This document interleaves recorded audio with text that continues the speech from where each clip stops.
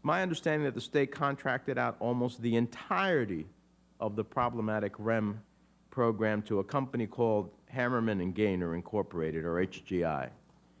And after months of what I'll term as gross mismanagement, during which time the state denied the existence of many of these problems, the state finally terminated HGI's contract without public notice in December of last year. For less than 8 months of work, HGI has reportedly billed the state for $51 million of $68 million it was supposed to be paid over 3 years. 12% of the way through the contract, the contractor had burned 75% of its funding with an abysmal performance. Now, my question is, are you aware of the state's contract with HGI and the scope of the contract? Combined, the two programs run by HGI were responsible for distributing almost half of the state's first tranche of CDBG funding. Yes, I am. And did the state make clear to HUD the full scope of how much responsibility they had intended to outsource to HGI? We were not notified in the action plan or in other discussions of the precise scope of the contract. We were aware that they planned to contract out portions of the work, but we did not have advanced knowledge that of the specific work that HGI would be performing. Do you think the state acted quickly enough to identify the problems in HGI's work and appropriately remedy them?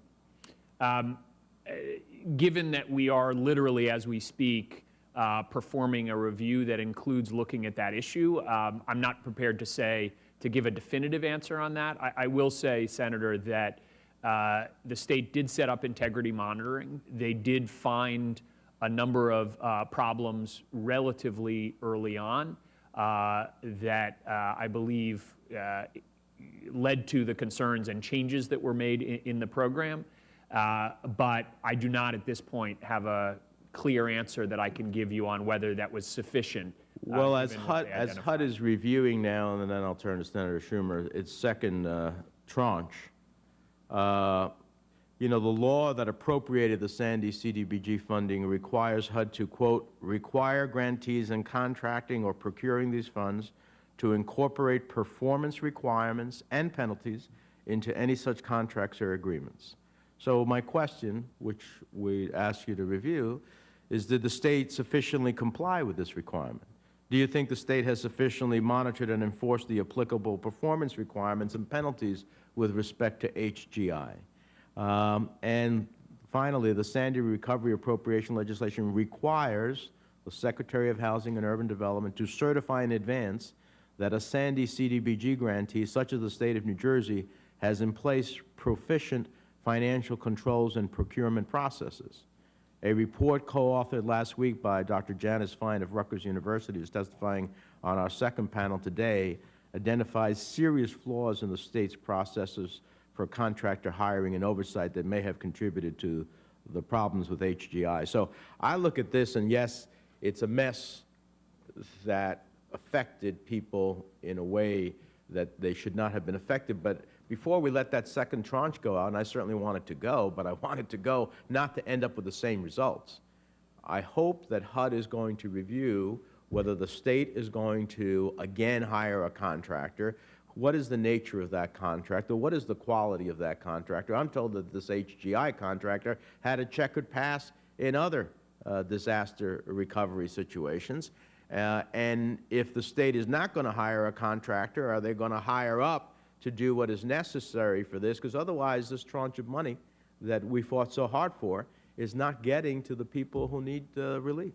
So can I elicit from you a commitment to review both what happened here, because it involves federal money, and also moving forward, before this tranche moves forward, at least in a New Jersey context, that we're going to have a process that ultimately is going to give greater streamlining and responsiveness to people who are suffering. Senator, you have my assurance that as we complete this review, we will come back to you with our full determinations about that process, but I would go one step further.